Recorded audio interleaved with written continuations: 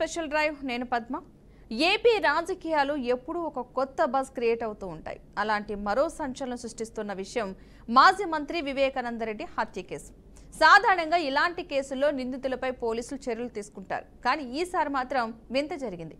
ఏకంగా ఒక సీఐ అదే శంకరయ్య ముఖ్యమంత్రి చంద్రబాబుకు లీగల్ నోటీసులు పంపించేశారు. రాష్ట్ర చరిత్రలో ఇప్పటి వరకు జరగని ఈ పరిణామం ఇప్పుడు పోలీస్ శాఖలోనే కాకుండా రాజకీయ వర్గాల్లోనూ పెద్ద చర్చనీయాంశమైంది. సీఐ ఒక్కరేనా లేక ఆయన వెనక ఇంకెవరైనా ఉన్నారా అన్న అనుమానాలు కూడా ఉత్పన్నమవుతున్నాయి. ఇక అసెంబ్లీలో ఈ అంశాన్ని ప్రస్తావించిన సీఎం చంద్రబాబు శంకరయ్యపై ఆగ్రహం వ్యక్తం చేస్తూ నేరస్తులతో కలిసి సీఎం మీదే కేసులు పెట్టించే రోజులు వచ్చాయంటే రాష్ట్రం ఎటుపోతుంది అని గట్టిగా ప్రశ్నించారు. అంతేకాదు ఇంత ధైర్యం ఎక్కడి నుంచి వచ్చిందో తెలియదు, బహుశా వెనక బలమే ఎక్కువై ఉండొచ్చు అంటూ వ్యంగ్యంగా కూడా వ్యాఖ్యానించారు. నేరస్తులకు అండగా నిలిచే రాజకీయ నాయకులను ఇంతవరకు చూడలేదని, కానీ ఇప్పుడు నేరం చేసేవారే సూటిగా రాజకీయాల్లోకి అడుగు పెడుతున్నారని విమర్శించారు.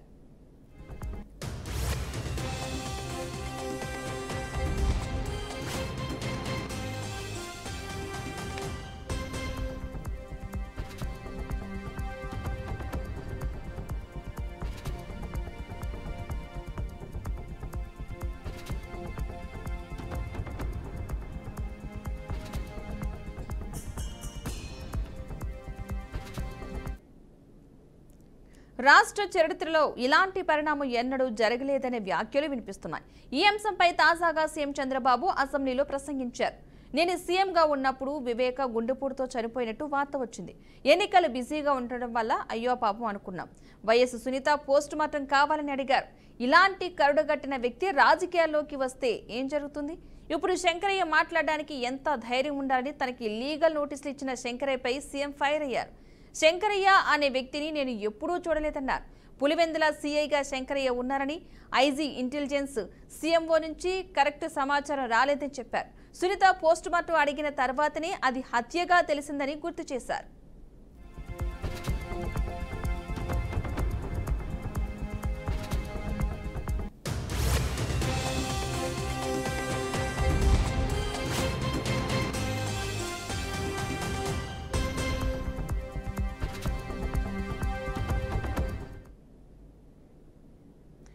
నేరస్తులకు అండగా ఉండే రాజకీయ నాయకులను ఇంతవరకు చూడలేదని, కానీ ఇప్పుడు నేర ప్రవృత్తి ఉన్నవారే రాజకీయాలకు వస్తున్నారని సీఎం చంద్రబాబు అన్నారు. సీఐ డ్యూటీలో ఉన్నారా లేదా, సీన్ ఆఫ్ అఫెన్స్ ను ఎవరు ప్రొటెక్ట్ చేయాలి అని చంద్రబాబు ఫైర్ అయ్యారు. సంబంధిత పోలీస్ స్టేషన్ అధికారికి సంబంధం లేదా అని నిలదీశారు. నేరస్తులతో కలిసి నా మీదనే కేసు పెట్టే స్థాయికి పరిస్థితి వచ్చిందంటే రాష్ట్రం ఎటుపోతుందని మండిపడ్డారు. కారణం చెబితే పోలీసులు అనుమతిస్తారు, కానీ సమాచారం ఇవ్వకుండా యాత్రలు చేస్తే జరిగే పరిణామాలకు ఎవరు బాధ్యులు అని సీఎం ప్రశ్నించారు. రౌడీయిజం చేసేవారంతా రాజకీయం చేస్తున్నారు. మహిళపై నేరాలకు పాల్పడుతున్న 343 మందికి ఈ సంవత్సర కాలంలో శిక్షలు పడ్డాయని గుర్తు చేశారు.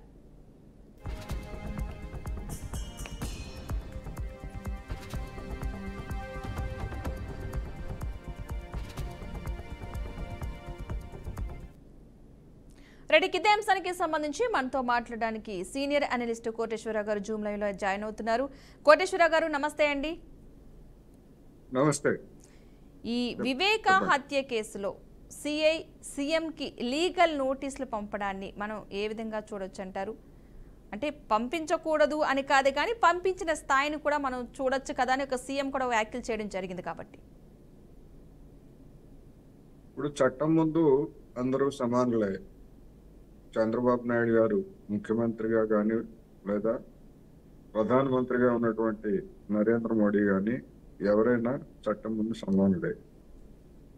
అటువంటి వాళ్ళ ప్రమేయానికి సంబంధించి అధికారంలో అంటే అధికార యంత్రాంగంలో భాగంగా ఉన్నటువంటి వాళ్ళు అంటే నోటీసులు పంపించడానికి అధికారం ఉన్నటువంటి వాళ్ళు, అటువంటి వాళ్ళు ఎవరైనా దేని మీద అయినా పంపచ్చు.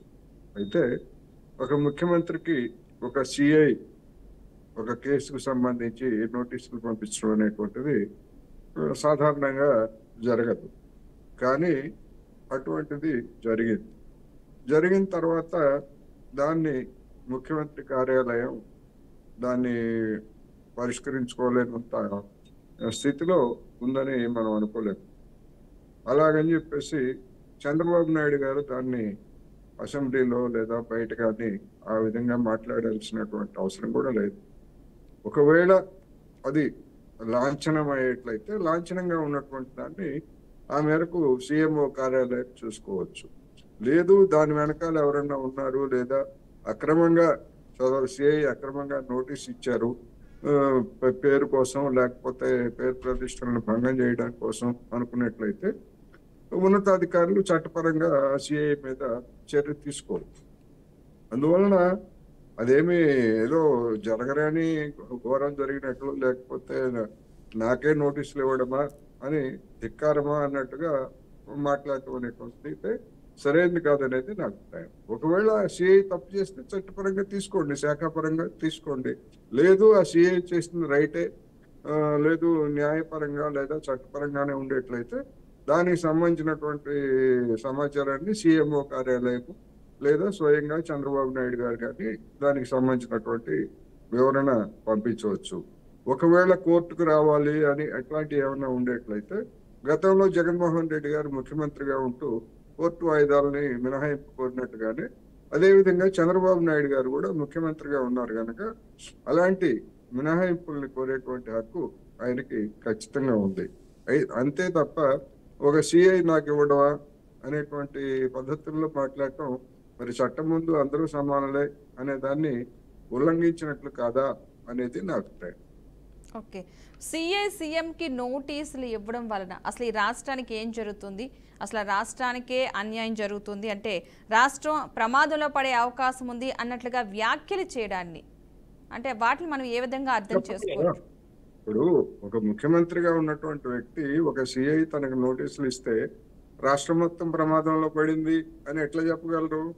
అంటే ఒక ముఖ్యమంత్రికి ఎవరైనా నోటీసులు ఇవ్వచ్చు, సిఐ కాకపోతే ఒక ఎస్పీనో లేకపోతే ఇంకోవాళ్ళో నోటీసులు ఇవ్వచ్చు. నోటీసులు ఇచ్చినంత మాత్రమే ప్రమాదంలో పడిపోతుందా ఒక రాష్ట్రం? నేను అందుకనే ఇప్పుడు ఒక ముఖ్యమంత్రి స్థాయిలో ఉన్నటువంటి వ్యక్తి దాన్ని ఏ మేరకు స్పందించాలో ఆ మేరకు స్పందించాలే తప్ప కొంచెం ఎక్కువగా స్పందన కనుక ఉండేట్లయితే లేనిపోయినటువంటి సమస్యలు వస్తాయనేది నా అభిప్రాయం. ఓకే, అంటే మనం ఒక వెర్షన్ చూస్తే కనుక సీఎం మీదే ఇలా నోటీసులు ఇచ్చారంటే ఎలాంటి పరిస్థితి ఉంటే ఒక సీఎం మీద ఎవరైనా సరే వాళ్ళకి తగ్గ పరిస్థితుల్లో నోటీసులు ఇవ్వచ్చు, లీగల్ నోటీస్ అని చెప్పేసి అంటున్నారు. దీనిపై సీఎం చంద్రబాబు కూడా ఆగ్రహం వ్యక్తం చేశారు. అసలు శంకరయ్య నేరస్తులతో కలిసి ఇలా సీఎం మీద కేసులు పెట్టే రోజులు ఒకటి వస్తాయంటే ఎప్పుడు వస్తాయని అయితే అనుకోలేదు, సో ఇలా వచ్చింది ఏంటంటే అలాంటి రోజులు గతంలో ఎప్పుడైనా వచ్చిన పరిస్థితులు ఉన్నాయా మీకు తెలిసినంత వరకు? ఇప్పుడు సిఐ శంకరయ్య చంద్రబాబు నాయుడు గారికి పంపించినటువంటి నోటీసులో ఉన్నటువంటి అంశం ఏమిటనేటువంటిది నేను చూడలేదు. మీ దగ్గర ఏమన్నా ఉండేట్లయితే ఆ నోటీసులో ఉన్నటువంటి అంశాన్ని చెబితే అది వీక్షకులకు కూడా ఉపయోగకరంగా ఉంటుంది. నేను అందుకే చెప్తున్నా, ఇప్పుడు సిఐ ఏం పంపించారు, దానిలో ఉన్నటువంటి దాని స్వభావం ఏమిటి, రాష్ట్రానికి ప్రమాదం తెచ్చేంతగా నోటీసులు ఒక నోటీస్ పంపగానే నోటీసులోనే ఒక ప్రమాదం ఉంటుందా? అదేమన్నా పార్సిల్ పంపు లాంటిదేం కాదు కదా, నోటీసే కదా. అందుకని అందులో ఏముంది, సిఐ నోటీసులు ఏమి ఇచ్చారు, చంద్రబాబు నాయుడు గారిని ఏం అడిగారు అనేటువంటిది కూడా మనకు తెలియాలి కదా. మీ దగ్గర ఉంటే చెప్పండి. అది అంటే గతంలో నోటీస్ ఇచ్చారు అంటే గతంలో ఇలాంటి సంఘటనలు జరిగిన రోజులు ఎప్పుడైనా ఉన్నాయా? గతంలో అయితే ఇట్లాంటి సంఘటనలు ఎప్పుడు జరగలేదు. ఏ సీఎం కూడా సిఐ స్థాయి వాళ్ళు కానీ లేకపోతే ఇతర అధికారంలో ఉన్నటువంటి సీఎంకి పోలీస్ యంత్రాంగం నుంచి కానీ ఇతర యంత్రాంగం నుంచి ఇలాంటి నోటీసులు అయితే వచ్చినట్టుగా నేను ఎప్పుడు వెళ్ళలేదు. ఇదే మొదటిసారి నాకు తెలిసినంత వరకు. అంటే ఇలా నోటీసులు ఇవ్వడాన్ని టీడీపీ ఒక అవమానంగా భావిస్తుంది, అంటే ఒక సీఎం స్థాయి వ్యక్తి ఒక అవమానంగా భావిస్తున్నారు అనుకోవచ్చు అంటారు ఆయన వ్యాఖ్యలను బట్టి చూస్తే. అంటే ఆయన తీసుకునే నోటీసులు కాస్త రాష్ట్రానికి ఒక ప్రమాదంలో పడిపోతుంది, అంటే రాష్ట్రం ఏమైపోతుంది అన్న వ్యాఖ్యలు చేస్తున్నారు కాబట్టి ఎందుకు తీసుకోవాలి, అంత అవమానకరంగా ఎందుకు తీసుకోవాలి? చట్టం ముందు అందరం సమానమే, చట్టానికి అందరం బద్దులమే అని చెప్పేసి టీడీపీ కూడా చెప్తుంది కదా. చంద్రబాబు నాయుడు గారు కూడా అలాంటి ఆ పార్టీకి చెందినటువంటి వ్యక్తే కదా. నోటీసు రావటమే అవమానం అయ్యేట్లయితే అనేక మందికి నోటీసులు ఇస్తున్నారు, మరి వాళ్ళందరినీ అవమానించినట్ట కాదుగా. నోటీసులు ఇవ్వడం అనేటువంటిది వివరణ తెలుసుకోవడానికి కావచ్చు, లేకపోతే సమాచారం కోసం కావచ్చు, దేనికైనా కావచ్చు. నోటీసులు ఇవ్వాలి. ఏదైనా ఒక కేసుకు సంబంధించి ఎవరినైనా ప్రశ్నించాలంటే అరెస్టులు చేయడం అట్లాంటిది కాకుండా పార్టీ 1 ఇయర్ నోటీసులు ఇచ్చి వివరణ తీసుకోవాలనేటువంటిది చట్టంలోనే చెప్తున్నారు. మరి చెప్తున్నప్పుడు ఆ విధంగా ఒక సిఐ నోటీస్ ఇస్తే ఆ నోటీసులో ఉన్నటువంటి అంశం ఏమిటి? దాన్ని అవమానకరంగా భావించాల్సింది ఏమిటి? ఒకవేళ సిఐ ఏదైనా అభ్యంతరకరమైనటువంటి అంశాన్ని చంద్రబాబు నాయుడు గారి నుంచి వివరణ కోరారనుకోండి, అది చట్టబద్ధమా కాదా, లేకపోతే దానికి అటువంటి వ్యాలిడిటీ ఉందా లేదా అనేటువంటిది అధికార యంత్రాంగం చూసుకోవాలి. సీఎంఓ కార్యాలయం చూసుకోవాలి. చంద్రబాబు నాయుడు గారు స్వయంగా చూసుకోకర్లా. అందుకని అసలు ఆ నోటీసు రావడం ఏమిటి అని అంటే అది ఫ్యూడల్ మెంటాలిటీ. అది మమ్మల్ని ధిక్కరిస్తారా, మాకే నోటీసులు ఇస్తారా? ఎక్కడ అనేక దేశాల్లో ఐరోపాలో కావచ్చు లేదా అమెరికాలో కావచ్చు, అధ్యక్షుల మీద కావచ్చు, ప్రధానమంత్రుల మీద కావచ్చు కేసులు నమోదవుతూ ఉంటాయి, అయిపోతూ ఉంటాయి, నోటీసులు ఇస్తూ ఉంటారు. అందుకని దాన్ని అవమానంగా ఫీల్ కావాల్సినటువంటి అవసరం ఏమిటి అనేది నేను ఇక్కడ నాకున్నటువంటి సందేహం. రైట్, ఫీల్ కావాల్సినటువంటి అవసరమే లేదు. ఓకే, మీరు అడిగిన దాని ప్రకారం శంకరయ్య నోటీసులో ఏం పేర్కొన్నారు అన్న విషయం మీరు అడగడం జరిగింది కాబట్టి ఆ కేసుకు సంబంధించి కొంచెం ఇన్ఫర్మేషన్ అయితే ఇచ్చారు, చెప్తాను మీకు.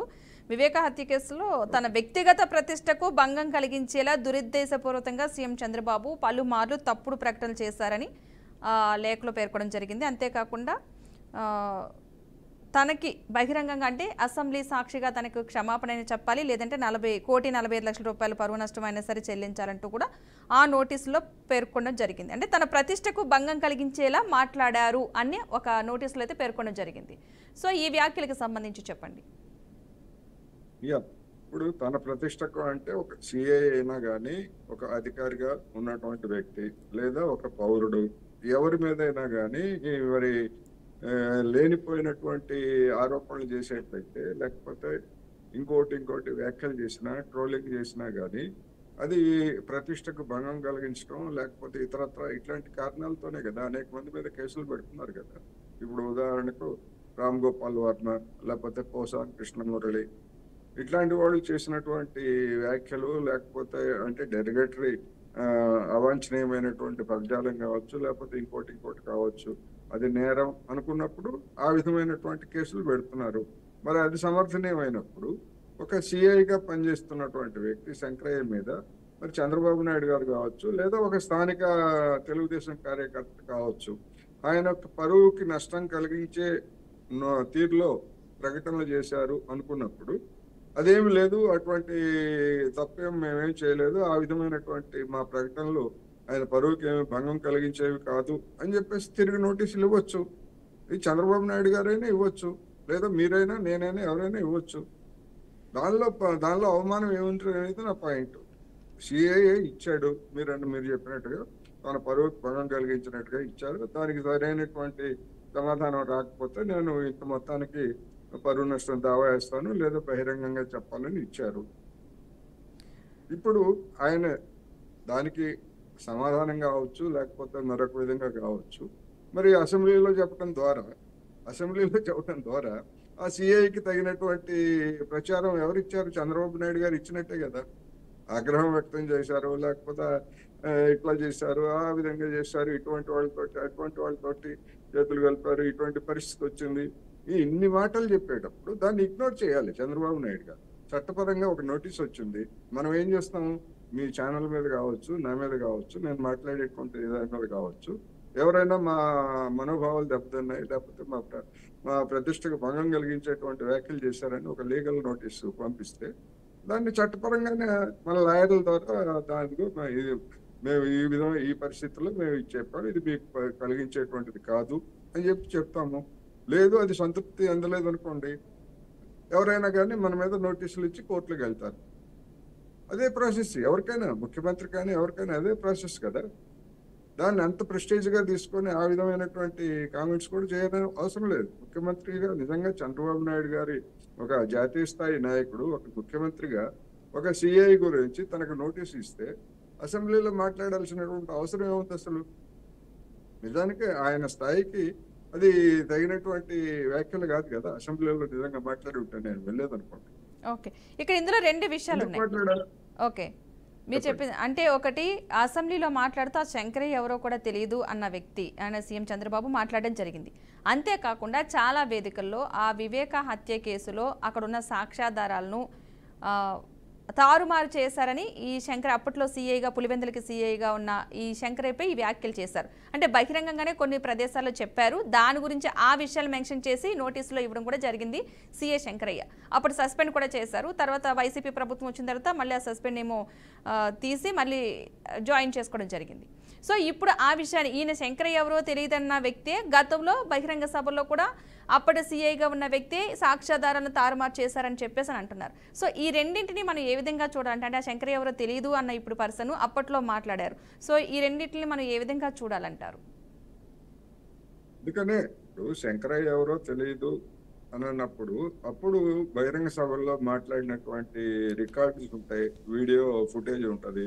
అదేవిధంగా చేసినటువంటి ప్రకటనల గురించి పత్రికల్లో వచ్చినటువంటి వార్తా కథనాల్లో ఆయన పేరు, వీళ్ళ పేర్లు, ఎవరైతే మాట్లాడారో వాళ్ళ పేర్లు ఉంటాయి. ఇక్కడ పాయింట్ ఏంటంటే మనకు అర్థం కావాల్సింది, మరి ఆ సదరు శంకరయ్య ఆ కేసు జరిగి ఎప్పుడవుతుంది, మరి ఇప్పుడు ఎందుకు నోటీసులు ఇచ్చారు?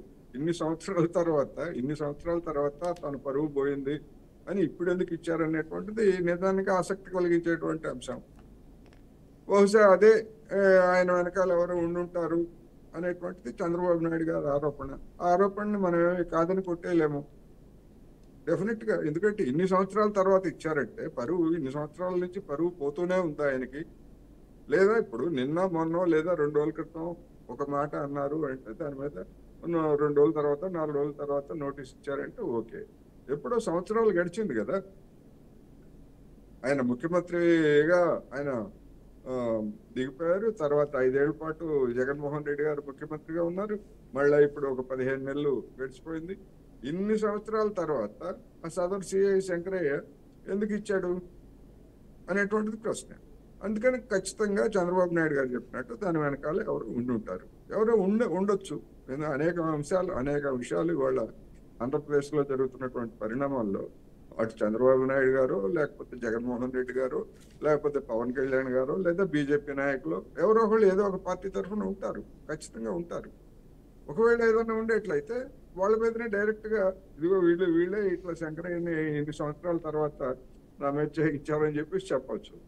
కానీ ఇప్పుడు అవుట్ ఆఫ్ ది ప్రపోర్షన్ అంటే శంకరయ్య స్థాయి ఉద్యోగికి లేదా చంద్రబాబు నాయుడు గారు అసెంబ్లీలో ఆ విధంగా కామెంట్ చేయాల్సి వచ్చినటువంటి స్థితికి ఇది అవుట్ ఆఫ్ ప్రపోర్షన్. ఒక ఆ విధంగా ఉండకూడదు అనేది నా అభిప్రాయం. అందుకని ఒకవేళ అటువంటి ఇది కనుక ఇచ్చేట్లయితే ఇప్పటికైనా ఆ విధంగా ఇవ్వటం కనుక లీగల్ గా కానీ, ఎందుకంటే ఒక ప్రభుత్వ సర్వీస్ లో ఉంటే ఆయన ఇప్పుడు ఉన్నాడో లేదో నాకైతే తెలియదు. ఒకవేళ ప్రభుత్వ సర్వీస్ లో ఉంటే ఉన్నతాధికారుల యొక్క అనుమతి తీసుకోవాలి. ఒక ముఖ్యమంత్రికి కానీ లేదా ఎవరికైనా కోర్టులో తన వ్యక్తిగతమైనటువంటి అంశాలకు సంబంధించి ఎవరికైనా నోటీసులు ఇవ్వాల్సి వస్తే ఉన్నతాధికారుల అనుమతి తీసుకోవాలి. అనుమతి తీసుకున్న తర్వాత ప్రొసీడ్ కావచ్చు.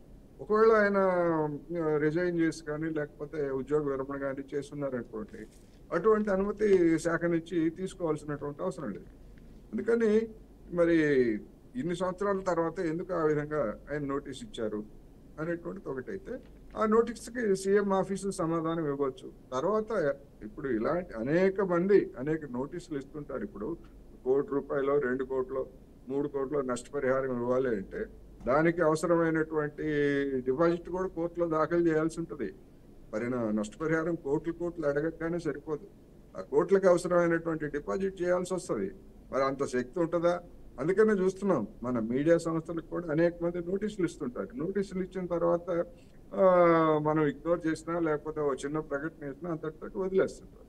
అట్లాగే ఇప్పుడు శంకరయ్య ఇచ్చినటువంటి నోటీసు కూడా ముఖ్యమంత్రి కార్యాలయం సమాధానం పంపిస్తే సరిపోయి ఉండేది. తర్వాత ఆయన ఏం చేసి ఉండేవాడు ఏంటనేటువంటి ఒకటి. కానీ శంకరయ్య స్థాయికి మించి చంద్రబాబు నాయుడు గారు స్పందించారు. ఇది అంత సూటబుల్ గా లేదు అని మాత్రం చెప్పచ్చు. అంటే వాళ్ళ ఇమేజ్ ని పెంచినట్టే కదా ఆ విషయాన్ని, వాళ్ళ ఇమేజ్ పెంచుతూ అదే చెప్తున్నా. ఒక చిన్న విషయాన్ని అసలు అతను ఎవరో నాకు గుర్తులేదు అని చెప్పేసి చెప్పినటువంటి చంద్రబాబు నాయుడు గారు అది ఏదన్నా ఉంటే సీఎంఓ కార్యాలయం ఉంది కదా, ఆయనకు అనేక మంది సలహాదారులు ఉన్నారు, అనేక మంది సిబ్బంది ఉన్నారు. వాళ్ళ ద్వారా కథ నడిపించేసి అసలు దాని గురించి పట్టించుకోకర్లేదు. నేనది అంతగా ఆ నోటీసులకి సమాధానానికి కూడా సంతృప్తి చెందకుండా కోర్టులో కేసు వేసి ఆ కేసులో సమన్లు వచ్చినప్పుడు అప్పుడు ఏదన్నా ఉంటే చూసుకోవచ్చు. అంత సీన్ ఏమి ఇక్కడేమో మనకేమి కనపట్లేదు. మరి ఎందుకని చంద్రబాబు నాయుడు గారు ఆ విధంగా అవుట్ ఆఫ్ ది ప్రపోర్షన్ స్పందించారనేది మనకైతే తెలియదు. రెండవది, అతను కూడా ఇన్ని సంవత్సరాల తర్వాత తన పరువు గురించి అతనికి ఎందుకు గుర్తొచ్చింది? ఇన్ని సంవత్సరాల నుంచి పోయినటువంటి పరువు ఇప్పుడే గుర్తొచ్చిందా? పోనీ ఆయన ఏమన్నా కోమాలో ఉన్నాడో లేకపోతే ఇంకోటో అయితే నాకు ఇప్పుడే కోమా నుంచి బయటకు వచ్చాను, ఇన్నేళ్ల నుంచి నా పరువు పోయిందంటే అర్థం చేసుకోవచ్చు. అటువంటి స్థితి ఏమి కాదు మరి మీరు చెప్తున్నట్టుగా. ఎగ్జాక్ట్లీ మీరన్నట్టే. ఎందుకంటే ఆ 2019 ఎన్నికలకు ముందు వివేక హత్య జరగడం, అప్పటికి సిఐగా ఉండడం, ఆధారాలను తారుమారు చేశారనే ఉద్దేశంతో అప్పుడు అంటే ఎన్నికలకు ముందు ఉన్న టీడీపీ ప్రభుత్వమే సస్పెండ్ చేయడం సిఐ శంకరయ్యని, తర్వాత వైసీపీ ప్రభుత్వం రావడం, ఆ సస్పెన్షన్ ఎత్తివేయడం, మళ్ళీ సిఐగా కొనసాగడం, మరలా ఇప్పుడు కూటమి ప్రభుత్వం వచ్చింది కాబట్టి ఏమైనా ఆయన మీద గతంలో ఉన్న అంటే ఇలాగా అప్పట్లో సస్పెండ్ చేసిన ప్రభుత్వమే మరలా ఇప్పుడు వచ్చింది కాబట్టి ఏమైనా వెనకాల బలంగా ఏమన్నా ఎదురు దెబ్బలు వాళ్ళ మీద ఏమన్నా ప్రోద్బలం అంటే ఎందుకు చేశారు ఏమన్నా పెరిగిందని అనుకోవచ్చు అంటారా? ఈయన కంప్లైంట్ బట్టి అంటే ఈయన ఇచ్చిన లీగల్ నోటీసులు బట్టి మీరన్నట్టు ఇన్ని సంవత్సరాల తర్వాత ఈయనకు గుర్తొచ్చిందని అన్నారు. గతంలో టీడీపీ ప్రభుత్వం ఉన్నప్పుడు సస్పెండ్ చేయడం జరిగింది, వైసీపీ ప్రభుత్వం వచ్చిన తర్వాత సస్పెన్షన్ ఎత్తివేశారు. ఇప్పుడు మళ్ళీ కూటమి ప్రభుత్వం వచ్చింది కాబట్టి సో మళ్ళీ ఏమైనా కక్ష సాధింపు చర్యలు ఏమైనా తీసుకుంటుందా అన్న కోణంలో కూడా అనుమానం వస్తాయి కదా అందరికి. ఖచ్చితంగా వస్తాయి. ఇప్పుడు గతంలో కొన్ని ప్రాథమికమైనటువంటి ఆధారాలు ఉన్న కారణంగానే అతన్ని సస్పెండ్ చేశారు, అయిపోయింది. సస్పెండ్ చేసిన తర్వాత చంద్రబాబు నాయుడు గారి పదవీ కాలం అయిపోయింది కనుక ఆయన దిగిపోయారు. జగన్మోహన్ రెడ్డి గారు అధికారానికి వచ్చి ఆ సస్పెన్షన్ ని రద్దు చేశారు. మళ్ళా ఆ సస్పెన్షన్ రద్దు చేసినటువంటి సస్పెన్షన్ తప్పు, ఇది మేము గతంలో ఆయన మీద చర్య తీసుకున్నాము, ఆ సస్పెన్షన్ మళ్ళా కొనసాగించాలని చెప్పేసి మరి ఈ ప్రభుత్వం కూడా దాన్ని మళ్ళా చర్య తీసుకొని ఉండొచ్చు, నిజంగా చట్టబద్ధంగా అటువంటి అవకాశం ఉండి ఉంటే.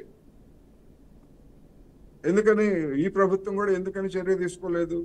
అందుకనే అతను రిటైర్ అయ్యాడా లేకపోతే ఇంకా సర్వీస్ లో ఉన్నాడు అనేది నేను అందుకే అడుగుతున్నా. ఒకవేళ సర్వీస్ లో ఉండి ఉంటే ఇప్పుడు మళ్ళా గత ఏడాది అధికారానికి వచ్చిన తర్వాత గతంలో చేసినటువంటి జగన్మోహన్ రెడ్డి గారు అక్రమంగా సస్పెన్షన్ రద్దు చేసింది. సస్పెండ్ చేయడానికి ఆ సస్పెన్షన్ ని కారణంతో విచారించి శాఖాపరంగా చర్య తీసుకోవడానికి ఈ శంకరయ్య అనే ఆయన సిఐ తప్పు చేశాడు అని కనుక చంద్రబాబు ప్రభుత్వం భావించుంటే ఆ సస్పెన్షన్ రద్దు చేసి ఉండాల్సింది. రద్దు చేసి మళ్ళీ శాఖాపరమైనటువంటి విచారణ ప్రొసీజర్ ఉంటుంది కదా ఎవరికైనా, అది ఎందుకు చేయలేదనేది సమస్య. ఓకే, దీన్ని బట్టి అంటే ఇప్పుడున్న సిచ్యువేషన్ బట్టి ఒక సీఎం పైన ఇలా లీగల్ నోటీసులు ఇవ్వడం, ఇలాంటి పరిణామాలు బట్టి ప్రజల్లోకి ఏం వెళ్ళే అవకాశం ఉందనుకోవచ్చు అంటారు? ఎలాంటి రాజకీయంగా ఇప్పటికే కొన్ని విషయాల్లో ప్రజలు కూడా చాలా ఇన్వాల్వ్ అయ్యి అబ్జర్వ్ చేస్తూనే ఉన్నారు. గతంలో కంటే ఇప్పుడు ప్రతి విషయం కూడా మనం చర్చించేదానికంటే కూడా ప్రజలు ఎక్కువగా చర్చిస్తున్నారు ఇలాంటి అంశాలు. సో ఇలాంటిది ప్రజలపై ఎలాంటి ప్రభావం పడే అవకాశం ఉంది? ఇప్పుడు ఎస్పెషల్లీ ఇప్పుడు కూటమి ప్రభుత్వంపై ప్రజలకి ఏమన్నా ఇప్పటివరకు నమ్మకం కాస్త అపనమ్మకంగా మారే అవకాశం ఉందంటారా? ఎలా వెళ్ళే అవకాశం ఉందనుకోవచ్చు? నమ్మకం అపనమ్మకం ఇటువంటిది ఏమీ ఉండదు. కాకపోతే ఏంటంటే రాజకీయ నాయకులు అధికారంలో ఉన్నవాళ్ళు కావచ్చు, లేదా ప్రతిపక్షంలో ఉన్నటువంటి వాళ్ళు కావచ్చు, ఒక పోలీస్ అధికారి, ఒక రెవెన్యూ అధికారి, ఒక డాక్టరు, ఎవరైనా సరే ఒక అధికారి మీద పేరు పెట్టి ఒక శాఖాపరంగా చేసేటువంటి విమర్శలు వేరు. పోలీసులు ఈ కేసును తప్పుదారి పట్టించారు, లేకపోతే పోలీసులు సాక్ష్యాలను తారుమారు చేశారు అనేటువంటి ఒక జనరల్ స్టేట్మెంట్లు లేదా సాధారణ విమర్శలు వేరు. అలా కాకుండా ఫలానా ఎస్పీ, ఫలానా డిఎస్పీ, ఫలానా సిఐ లేదా ఫలానా కలెక్టరు, ఫలానా ఆర్డీఓ ఈ విధంగా చేశారు అని స్పెసిఫిక్ గా ఎవరైనా ఆరోపణలు చేసేట్లయితే అది చట్టపరంగా బాధితులుగా ఉన్నటువంటి వాళ్ళు లేదా ఆరోపణలకు గురైనటువంటి వాళ్ళు నోటీసులు ఇవ్వడానికి లేదా కేసులు పెట్టడానికి వాళ్ళకి అన్ని హక్కులు ఉంటాయి.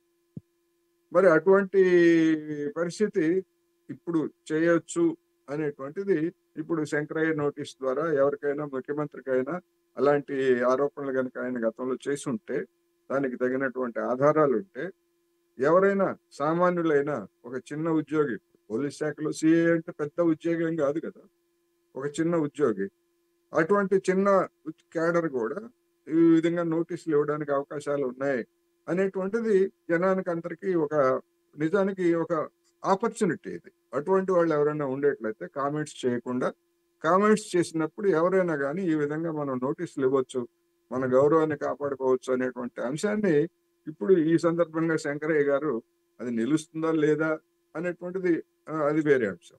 అటువంటి దాన్ని ఇప్పుడు శంకరయ్య తన నోటీస్ ద్వారా మొత్తం ఒక ఆంధ్రప్రదేశ్కే కాదు, ఒక ముఖ్యమంత్రికి ఈ విధంగా ఒక సిఐ నోటీస్ ఇవ్వడం అనేటువంటిది యావత్ దేశంలో కూడా ఒక సంచలనం కలిగించేటువంటి వార్తగానే వెళ్తుంది. ఎందుకు, ఏ రాష్ట్రంలో నాకు తెలిసినంత వరకు ఏ రాష్ట్రంలో కూడా అటువంటి ఈ ఉదంతం జరిగి ఉండదు. అందుకని ఇదొక ప్రత్యేకమైనటువంటి కేసుగా కూడా దేశవ్యాప్తంగా సంచలనం కలిగించేటువంటి వైరల్ అయ్యేటువంటి వార్తగా కూడా దీన్ని మనం చెప్పుకోవచ్చు. మంచి వివరణ అందించినందుకు థ్యాంక్ యూ సో మచ్ అండి. చూసారు కదండి, ఇది వాళ్ళ special drive. Keep watching BRK news Telugu సత్తా.